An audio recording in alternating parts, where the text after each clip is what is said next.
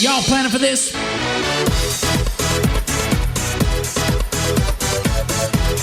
Welcome back, TPR Nation. This is your co-founder, Micah Shalansky, with you with another amazing episode of Tips from the Trenches. Recently, I had an experience with a new client when we were doing the asset transfer section of our meeting where I got a lot of pushback about fees. And it's amazing how you all of a sudden get a little pushback and all that head trash that can happen. And you really have to be solid in what your value is and the value in which you can deliver to the client. So I wanted to share a little bit of that experience with you that we went through and kind of what the results were and give us all encouragement and says, you know what, we need to stick to the value that we offer because we do a phenomenal job as financial planners. We can do life-changing things with clients, and it's okay to get paid for that exceptional value that you provide.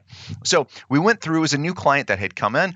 We have a 5-step financial planning process. We do not transfer the assets until probably the 3rd or 4th meeting. I want to make sure it's a good fit. I want to make sure I don't even ask to transfer assets till the 3rd or 4th meeting, I should say. I want to make sure this is a good long-term relationship and that I want to see them for the next 20 years. And if not, it's great to wrap up the financial planning before we've got the assets. So went through this. The client relationship's going well. Went through estate planning, risk management, retirement income. Now we're talking about assets. They agreed they want to transfer everything over. It's perfect. We do that. They get the paperwork in the mail. They go through it. The guy, let's call him Bob, right? All my clients' name are Bob and Sue.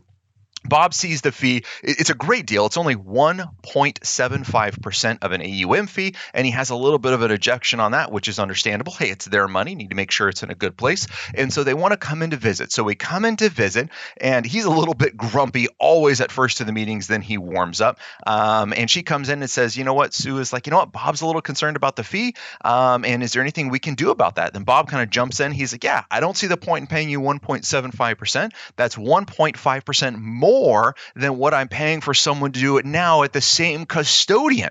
And so there's really not that much activity. I don't really see where this value is going to be. I said, you know what, Bob? I'm really glad you're asking these questions and bringing them up because guess what? This is your money and you need to be 100% confident with where it's going and you need to see the value. And if you do not see the value, it's 100% okay to leave your money where it is and not make any changes. Now, I can say that 100% genuine because I believe that. I fully believe that the client should make informed and educated decision, and before anybody spends money, they should see the value in return of that money. Now, if there is value in their opinion, right, this is very subjective. If there is value in their opinion, then it makes sense to pay for it. If there's not value, they should not pay for it. So I can very honestly say I'm okay with that. What's another reason that I can say I'm completely okay with that? I don't have commission breath. I'm not worried about sales. I'm not worried about these other things. Why? Because I follow my own financial planning advice. I make sure that our family's taken care of. We stick to a good cash flow plan. We follow all of our own steps in financial planning that if they decide not to become clients, this is not a payroll issue, right? So I have confidence in my own finances, so I'm not getting greedy. I don't have commission breath. That is so important. So many financial planners need to follow their own financial planning advice, right? So I have that, and I'm confident in the value that I provide. So getting back to the meeting, he pushes back and I said, you know what, you should absolutely be comfortable with how much you're paying. And he was like, yes, and this is so much more than we're currently paying. I said, well, how's your current strategy working out for you?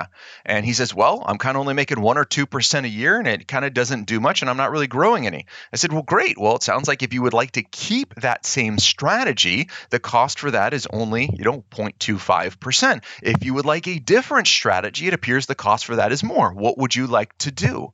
And it's really just reframing that just a little bit.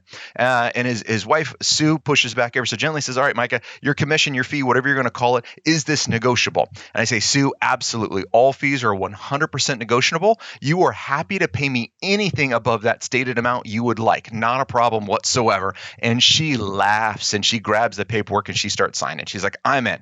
So I go back and I chat with Bob. I said, all right, Bob, all jokes aside, what are your concerns? And his concerns was a little bit more broad on exactly what's going to be done. Somewhere in my communication with him, I missed that financial planning process process, I missed our investment process, explained what we would be doing for that 175. Basically, all his money's been sitting in a handful of bonds and hasn't been doing anything. And he thought we were going to step in and do that exact same thing. So why am I going to pay more for the exact same thing that's not growing? So we were able to have a very high level conversation. Says, well, great. This is your current strategy, but remember, this is our bucket strategy. And this is what we're going to do. This is how much needs to be in cash because we need to make sure your distributions are there. This is how much money we need to make sure in income so we can replace that. And you know what? You have some legacy gifts and we need that money to grow. We talked about tax-free investments. We talked about growing the money for the next generation because they kind of have enough to make sure the two of them are taken care of. When we put all those things in context, he was a lot more comfortable with this and he was happy to pay the fee. They're happy to sign everything and move forward. So what are the learning lessons from that? Number one, people can push back on fees all day long. It's their money. It's 100% okay. But you as the advisor have to be comfortable, know what value you had. Number two, I had to be wise enough in that potential meeting to step back and say, you know what? The real issue here isn't the fees. It's something else. And clearly I failed to address that. This is my fault. I failed to address his concern to weed out what it was before we had an asset transfer conversation. Good news is he brought it up. He thought it was going to be doing the exact same thing that wasn't working. The other thing that we talk about as we go through this is just saying, look, here's what I'd like to do. Let's give this a shot 1 quarter at a time. And as soon as you're not happy with it, I'll refund your fee. If we get to this 2 months down the road and you're not happy, I'll refund the fee. If we get to this a year down the pass, then I'll refund the last quarter's fee to make sure you can transition and go somewhere else. Is that going to be okay? And of course, what's the answer? Yes.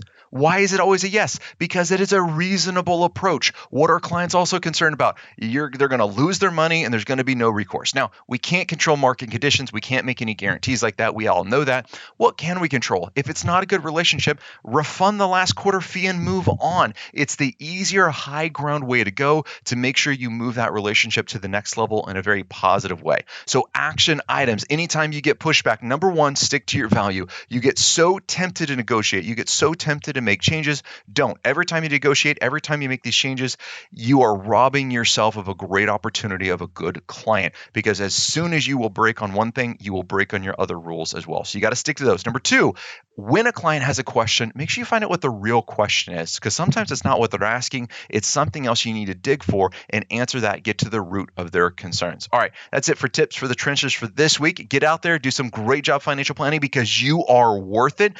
Every penny that you charge, the value that you provide transforms people's lives. Until next week, happy planning. Hold on before we go. Something that you need to know. This isn't tax, legal, or investment advice. That isn't our intent. Information designed to change lives. Financial planning can make you thrive. Start today, don't think twice.